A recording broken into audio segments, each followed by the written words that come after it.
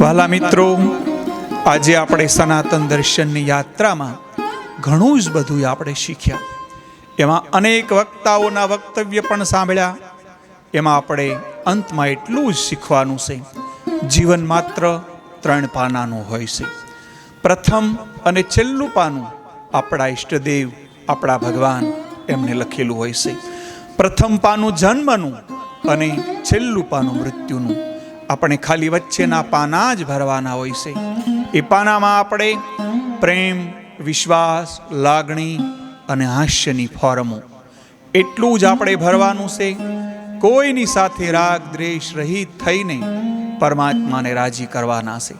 તો વાલા મિત્રો, આપણે આજની આ અંતિમ પ્રવસન યાત્રામાં મેં તમને કીધેલું એમાં આપણે આપણું જે પાનાઓ વચ્ચેના છે તેમને સારી રીતે ભરીએ, સારી રીતે સમજીએ અને આવા બધા મહાન સંતોના ચરણોમાં વંદન કરી આપણે બધા રજા લઈએ. એટલું જ કહીને હું વિરમું છું. અસ્તુ. આપ સૌને મારા ભાવ અને હૃદયથી પ્રણામ. જય શ્રી કૃષ્ણ.